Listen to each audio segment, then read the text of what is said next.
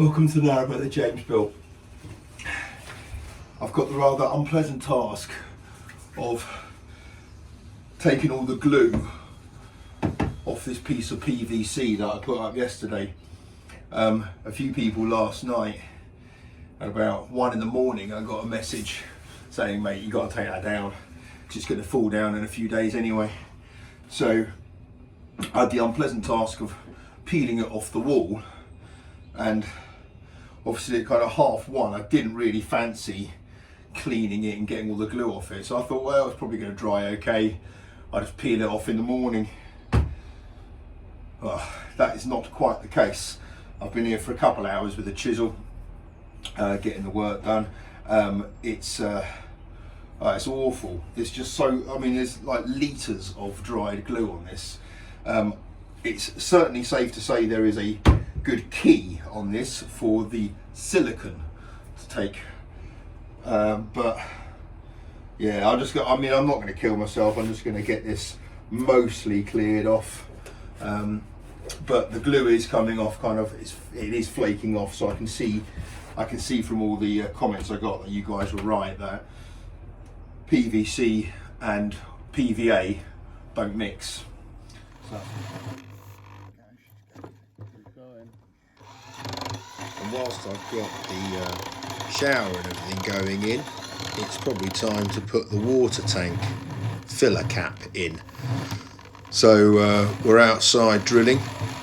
I've got John and Paul helping, spraying drilling oil into the cut, and we're going through it nice and slowly, scratching away.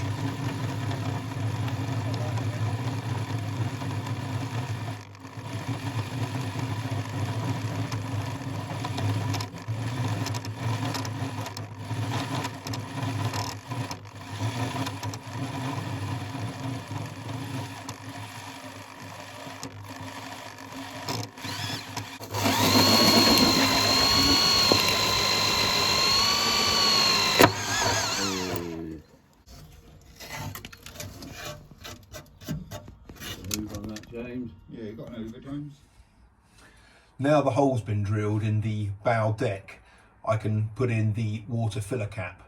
This one's got 4 holes in it, which can go, well, you can either drill all the way through and bolt and screw them through, or you can tap them through, and I'm gonna go for the latter one.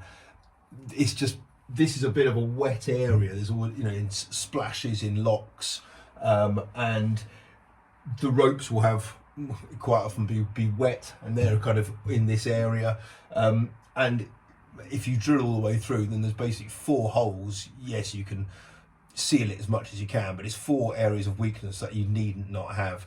So I'm going to tap them. I've only got a 10mm tap, but Paul assures me he's got a 6, which is what I need, so I'll get to doing that tomorrow.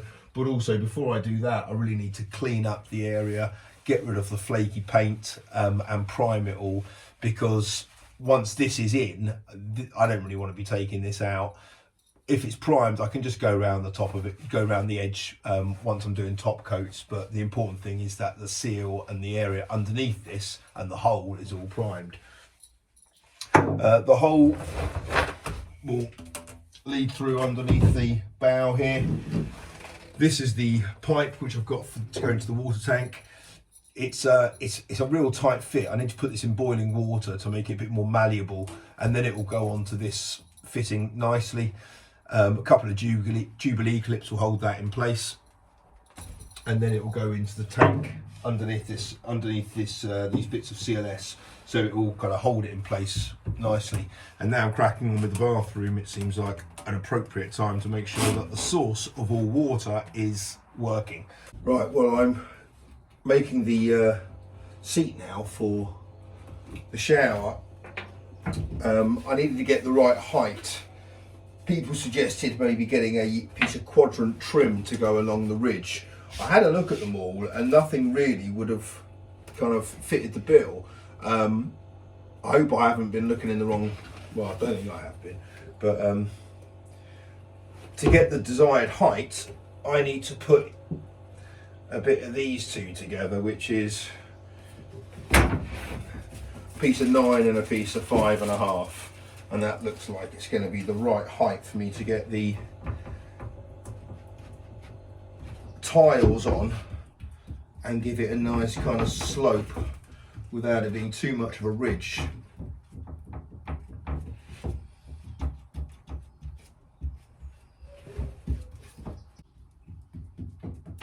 I purposely made this piece here slightly oversized so that on all the edges, by the time I've trimmed it, I know it's going to have a really good seam.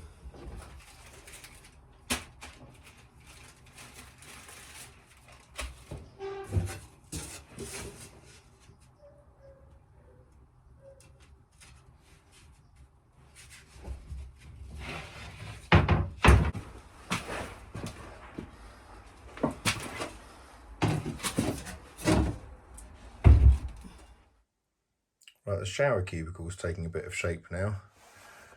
So the tiles are up on this side. This wall's in, there's a piece of PVC on that side, which has been siliconed in place. Obviously this one's also been siliconed in place now. And I've put a frame in here, so this is going to be the shelf at the top. And I'm going to have a piece coming down there, and then a straight piece coming down, which is going to house the shower bits. There is the section for the seat to rest on. I did it like that instead of making wedges down both sides. I thought I'd just prop it up in the middle, which gives the right kind of pitch. So yeah, it's taking shape. I'm quite happy with that gap at the top. I quite like that.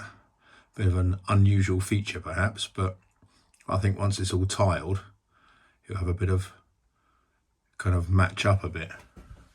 And I think on this back wall here, I'll put some PVC and put that on, because I'm going to tile on the top and tile this piece coming down there, and then the seat will be tiled. The back bit there, where the shower gubbins is, if you like, where the taps are going to be coming out, I think I might do that in timber cladded in white PVC, just to break it up a bit.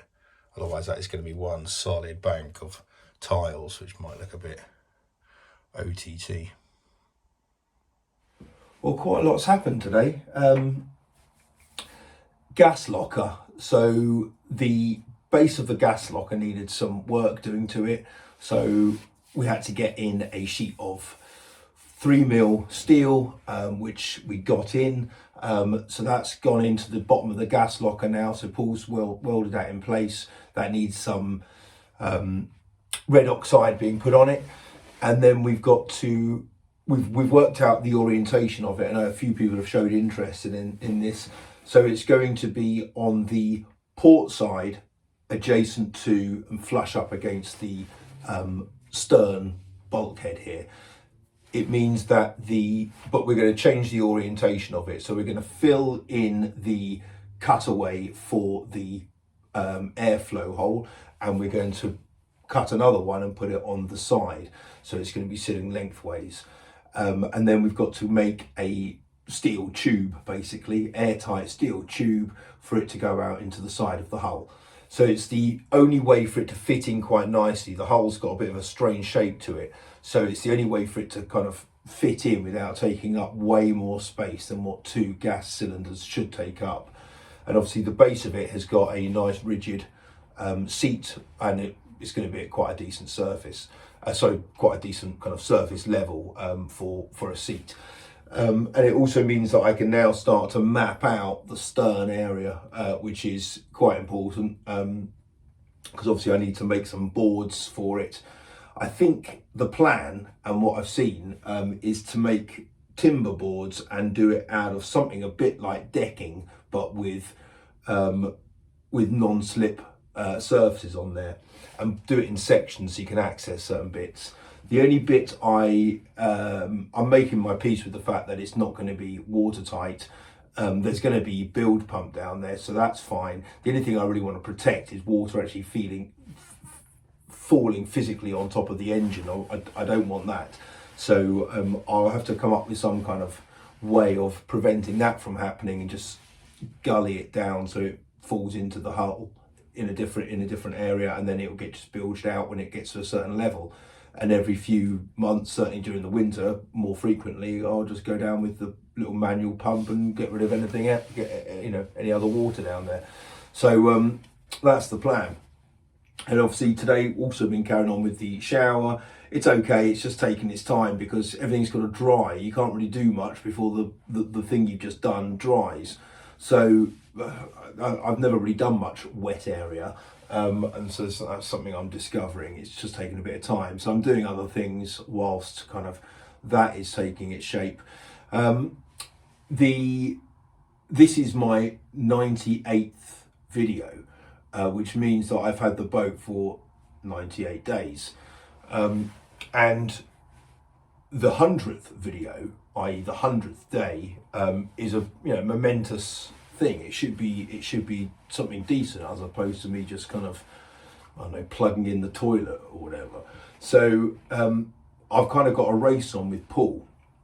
My plan, my target is to have the stove lit by day 100.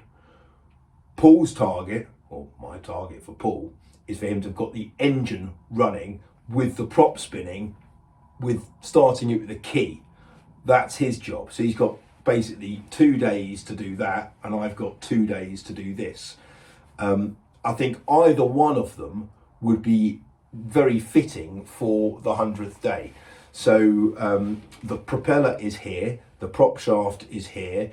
I think all the bits that Paul needs is here. Okay, there's no key and there's no kind of starter kit or anything like that, but I guess he's got a day and a bit to get that. I'm sure, knowing my luck, I haven't got everything I need to do the final install of the stove, but again, I've got a day and a half or whatever to get that done. So the race is on to make sure that the 100th video is half decent. So my plan for tomorrow is crack on with the bathroom still.